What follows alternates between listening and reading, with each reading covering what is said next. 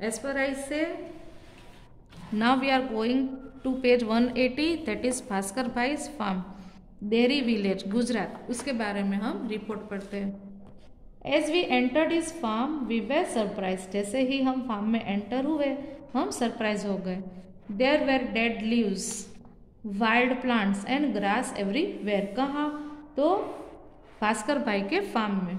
Some of the tree branches seemed so dry as if eaten by insects. At places we saw some plants with colorful leaves. Why this? ये सब क्यों हुआ? Dead leaves, wild plants and grass everywhere. मतलब उसकी जगह पूरी तहस नहस हो चुकी थी. Why? क्यों हुआ? भास्कर भाई said that they were croton plants which gave him a signal when the soil became dry. ये क्रोटन प्लांट है जो मुझे सिग्नल देते हैं कि सोइल ड्राई हो चुकी है. We were surprised. How? He explained that the roots of croton do not go deep in the ground. So when the top layer of the soil becomes dry, the croton leaves bend and become limp. This signal tells Bhaskar भाई which part of his farm needs to be watered.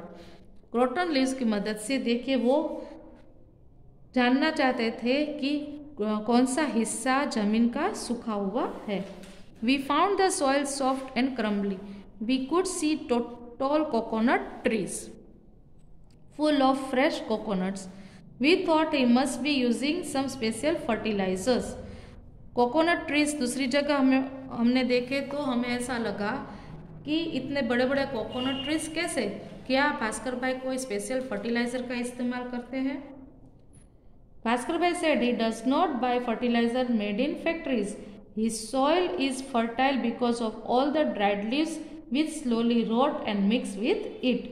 क्या कहा भास्कर भाई ने कि वो बाजार से नहीं परचेज करते, लेकिन यही ड्राइड लीव्स आगे जाके जमीन के साथ मिक्सअप हो जाती है और वही मेरा फर्टिलाइजर बन जाता है. He dug the soil a little and told us to look. We saw thousands of earthworms. These are my soil's best friend. ये मेरे सोइल के बेस्ट फ्रेंड है, ऐसा भास्कर भाई ने कहा. He said the earthworms soften the soil as they keep digging underneath to make tunnels. क्या बोला कि अर्थवॉर्म बेस्ट फ्रेंड क्यों है? क्योंकि अर्थवॉर्म जो है वो सॉइल को सॉफ्ट कर देते हैं, क्योंकि वो लोग डिगिंग करते रहते हैं टनल्स बनाने के लिए. This way air and water can easily get into the soil. और इसी बावजूद हवा और पानी दोनों चीज सॉइल को मिलते रहते हैं. The earthworms also eat the dead leaves and plants and their droppings fertilize the soil. Praveen told us about his uncle in the city who has dug a pit in his garden. He puts dried leaves in the pit. Praveen ने उसके uncle के बारे में बोला कि जो city में रहते हैं, जो अपने गार्डन को डगअप करते हैं और उसमें वो ड्राइड लीव्स भी डालते हैं. along with all the kitchen waste भी वो उसमें डाल देते हैं. peels of vegetables and fruits and leftover food. He also has earthworms in the pit. They turn the waste into compost, means a natural fertilizer. So his uncle gets good fertilizer without spending extra money. हम जो खाना खाते हैं, जो जूठा खाना होता है, जो हम जाने देते हैं डस्टबिन में, वो खाना और पील्स मीन्स छिलके, किसके? तो वेजिटेबल्स और फ्रूट्स के छिलके प्रवीण के अंकल डगअप करते हैं लैंड को और उसमें वो सब कुछ डाल देते हैं. थोड़े समय बाद अर्थवॉर्म के मदद से वो जो वेस्ट होता है वो कंपोस्ट मतलब कि नेचुरल फर्टिलाइजर में कन्वर्ट हो जाता है, जिसकी मदद से वहाँ जो आप उगाते हो वो एकदम फ्रेश और बहुत ही अच्छा उगता है. So his uncle gets good fertilizer without spending extra money. We all had some such fresh coconuts from the farm. They were really tasty. We also learn so much about a new way of farming. इस तरह से हमें new way farming के लिए new way पता चले. तो students, here our chapter is over. Now we are going through hard words of this chapter.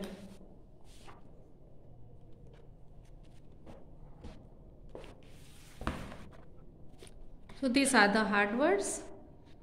Festive, FESTIVE. Generation, GENERATION. Compartment, COMPARTMENT. harvested, harvested, delicious, delicious, according, according, spinning, spinning, dismissed, dismissed, machines, machines, improve, improve, profit, profit, irrigation, irrigation, plowing, ploughing, expensive, expensive, agricultural, agricultural, whatever, whatever, multinational, multinational, struggles, struggles, businessman, busi, businessman,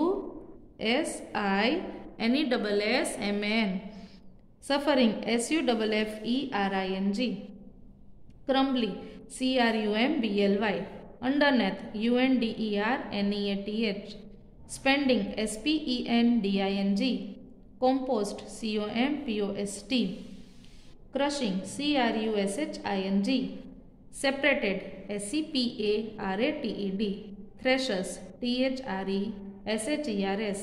technology, technology, language, language, kneading, kneading, kneading. So students, write these hard words in your classwork note. Thank you.